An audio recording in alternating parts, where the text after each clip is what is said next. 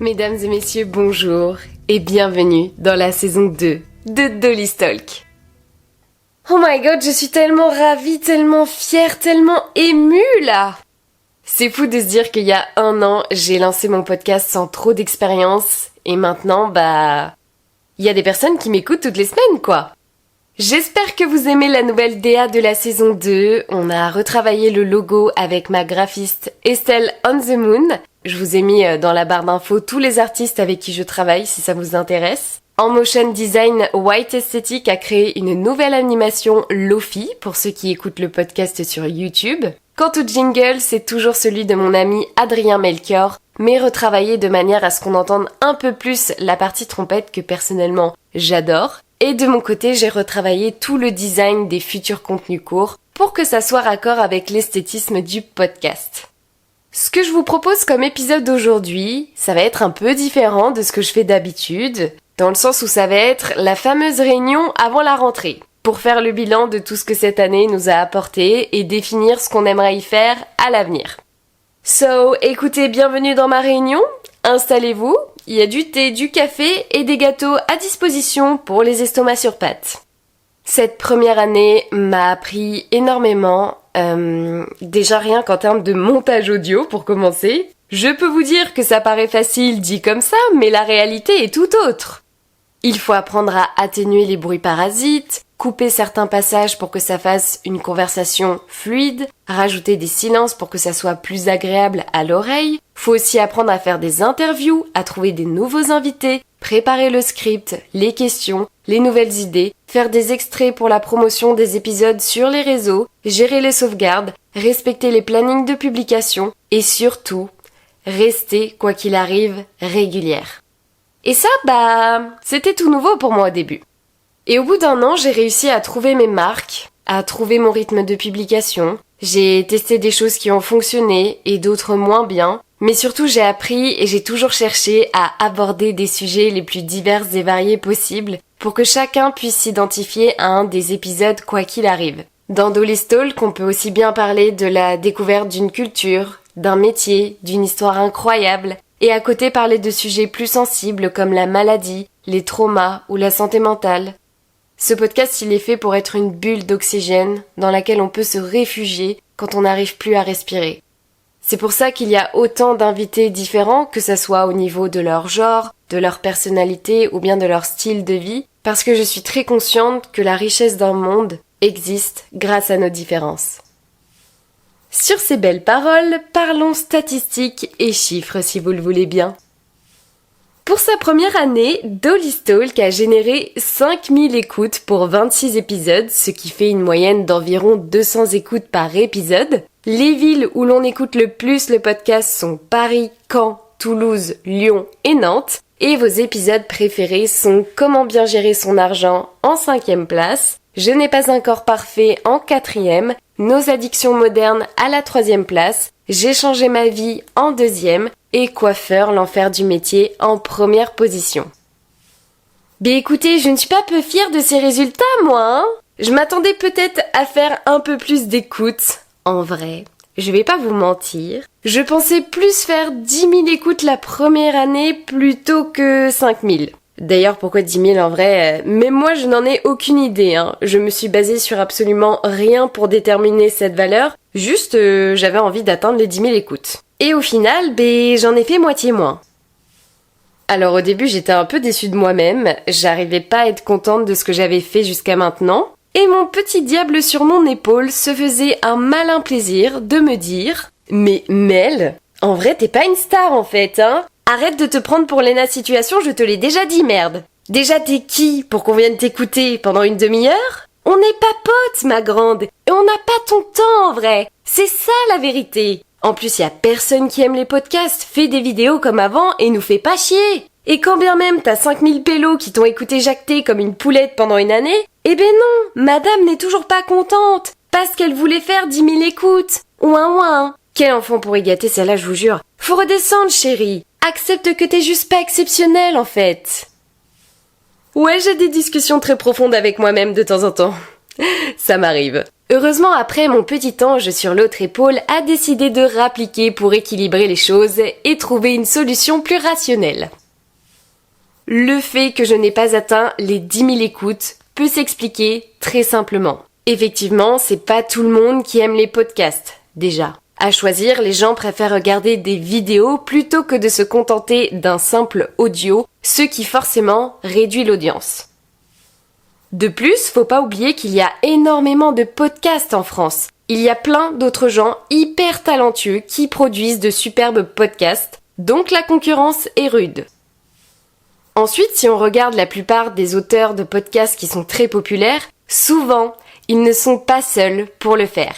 Ils ont une équipe qui gère différents pôles de travail pour leur permettre de produire un grand nombre d'épisodes et donc d'être plus proches de leur audience, vu qu'elle l'écoute régulièrement. Après, il est vrai qu'il y a encore des auteurs très populaires qui le font tout seuls, mais dans ce cas-là, ils entretiennent une relation très forte avec leur communauté depuis plusieurs années via les réseaux sociaux, ce qui les rend très fidèles au podcast vu que ça leur permet de se rapprocher un peu plus de leur artiste préféré. Et pour terminer, ce qu'on a tendance à oublier, c'est que, évidemment que ça fait rêver de vouloir atteindre un jour les 10 000 ou 100 000 écoutes sur chaque épisode de son podcast comme une Léna Situation ou un Hugo Décrypte. Mais faut pas oublier qu'il y a très peu de gens qui arrivent à percer comme eux. Le problème, c'est que les réseaux sociaux ont tendance à nous faire croire qu'on peut devenir une star du jour au lendemain très facilement. Mais la vérité, c'est que, oui, c'est possible, mais faut être conscient que ça n'arrive qu'à très peu de gens. Et que tu peux ne pas faire partie de ces gens-là tout en étant très doué dans ce que tu fais. Il y a beaucoup d'artistes incroyables qui ne perceront jamais dans leur vie ou qui mettront 10 ans, peut-être 20 ans à atteindre ne serait-ce qu'une petite notoriété alors qu'ils sont peut-être encore plus doués que ceux qui sont très médiatisés. C'est donc primordial de se rappeler de temps en temps, surtout dans les moments de down, de baisse de morale, que les vues, les commentaires ou les likes ne déterminent pas toujours la valeur de notre travail. Et en vrai, moi, dans toute cette histoire, je suis un bébé dans le monde du podcast. C'est ma première année et j'ai tout appris toute seule, au fur et à mesure, avec une petite communauté qui est composée de mes proches, de mes connaissances ou des gens qui m'ont connue via YouTube et les réseaux sociaux. Et si je devais remercier ces fameuses 5000 personnes en les invitant dans une énorme villa pour faire la fiesta, je me rendrais vite compte qu'en fait 5000 auditeurs c'est énorme en fait. Donc je vais arrêter de me plaindre, je vais être contente de ce que j'ai fait et me baser sur cette précieuse année d'expérience pour améliorer la prochaine. Et pour ce faire, j'ai commencé par m'adresser directement à vous, mes très chers auditeurs, en vous demandant sur Instagram comment vous avez connu le podcast, quels sont ses points forts et quels sont les points à améliorer selon vous. D'ailleurs, si vous aussi vous avez envie de me répondre, vous pouvez m'envoyer un message privé sur mon Insta. C'est dolimexart, DOLY-MKAE. N'importe quoi. MAKESART. Ça me ferait très plaisir d'avoir vos retours pour pouvoir vous proposer un contenu le plus quali possible. Et ce qui est le plus ressorti, c'est que le podcast est très solaire, très good vibes. Vous trouvez que la qualité audio est top. Et que surtout, la variété des sujets fait la richesse du podcast. Et c'est tout ce que je voulais entendre en fait, voilà. Vraiment, je suis trop contente d'avoir eu ces retours. Et dans les points à améliorer, j'ai pas eu grand chose, si ce n'est d'avoir des tables rondes de 3-4 personnes plutôt que d'avoir un simple interview en duo. Alors, je suis totalement ok avec ça. Moi aussi, j'adorerais sincèrement. Mais j'ai clairement pas les finances pour me procurer 4 micros pour le moment. Parce que, en réalité, ce que vous ne savez pas, c'est que ma qualité audio que vous trouvez si bien là, elle est pas si ouf que ça en vrai. En fait, j'enregistre mes épisodes avec le premier micro que je me suis acheté pour faire mes vidéos sur YouTube. C'est le vidéo micro de chez Rode qui est plutôt destiné au vlogging débutant et pas du tout pour le podcast. Donc quand j'enregistre un épisode solo où je suis très proche du micro, c'est vrai que la qualité est très bonne et en plus, c'est pas pour me vanter, Mais à force avec les années, tu vois, je suis devenue assez calée en post-prod pour améliorer la qualité sonore d'une bande-son. Donc vraiment, on capte pas du tout que c'est un micro d'entrée de gamme pour la vidéo de base. Donc très bien. Mais je ne sais pas si vous avez remarqué, quand je suis avec un invité, la qualité audio baisse. Parce qu'on est moins proche du micro et donc on entend un peu plus les bruits parasites et nos voix ressortent moins bien vu que nous avons un micro pour deux. Alors j'ai déjà fait le test quand même de faire un épisode à 4 avec mes meilleurs amis. C'était dans l'épisode Une amitié de qualité avec mes BFF. Et j'ai galéré en post-prod, la vérité, ça a été compliqué de rendre ça audible parce qu'on était encore plus éloigné du micro et on entendait encore plus les bruits parasites. Nos voix se mélangeaient de trop et certaines prenaient trop le dessus par rapport aux autres alors qu'il fallait pas forcément. Oh là là, c'était pas simple, Même si, en vrai, j'ai adoré le contenu de cet épisode, Ça fait partie clairement d'un de mes épisodes préférés. Mais du coup, j'ai trouvé ça frustrant d'écouter ce superbe épisode avec une qualité aussi basse. Du coup, je me suis renseignée sur combien pouvaient me coûter 4 micros, avec les bonnettes, les pieds qui vont avec, etc. Bref, la totale.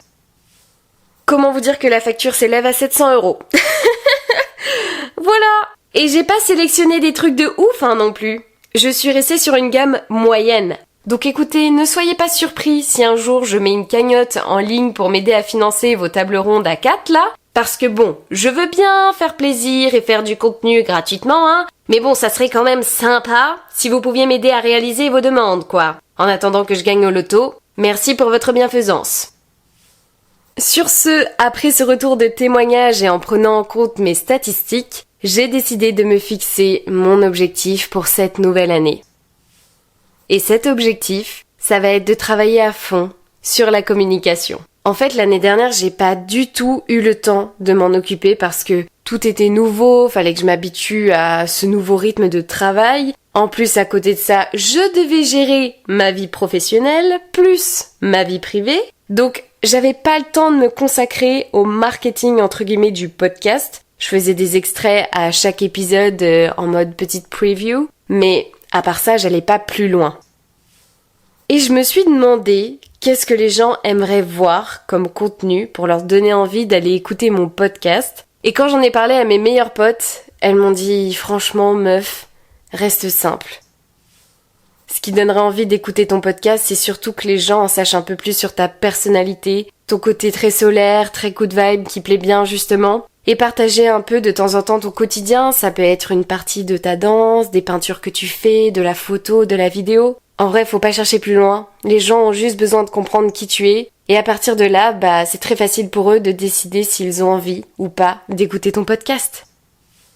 Donc je prépare plein d'idées vidéo depuis quelques semaines. J'essaie de me faire un planning bien carré pour être bien organisée. Ça sera uniquement du format court parce que aujourd'hui les gens ont très peu de temps à consacrer au format long. Sauf si c'est pour leurs créateurs préférés qu'ils connaissent déjà, mais quand c'est pour découvrir de nouvelles personnes, ils vont plus regarder ça sur des Reels, des TikTok ou encore des Shorts, parce que c'est plus rapide, ça demande moins de temps d'attention, et ils savent directement s'ils aiment ou pas ce que propose le créateur, parce que c'est du rapide et du concret. Ils savent à quoi s'attendre. Donc, attendez-vous à avoir un peu plus ma bouille sur les réseaux sociaux, voilà, parce que c'est clairement mon objectif de cette année. Je vais tester plein d'idées, on verra ce qui marche, ce qui ne marche pas. Et en fonction, on ajustera. Et on reviendra en faire un bilan l'année prochaine, écoutez. En tout cas, je suis très contente de cette première année et surtout d'avoir réussi à être régulière parce que pour celles et ceux qui me suivaient sur YouTube avec les vidéos de roller, de make-up et de coiffure, c'était un gros problème la régularité pour moi quand même. Et là, j'ai réussi à poster tous les mois 2 podcasts sans problème. J'ai eu, 2-3 retards de post en une année, mais j'ai toujours publié, quoi qu'il arrive. Mais le meilleur dans toute cette aventure, c'est d'avoir la satisfaction de lire vos retours sur le podcast. Ça, c'est vraiment, ça me remplit de joie. Vous n'avez même pas idée. Que ça soit de la part de mes proches ou des personnes que je ne connais pas, ça me fait toujours énormément plaisir.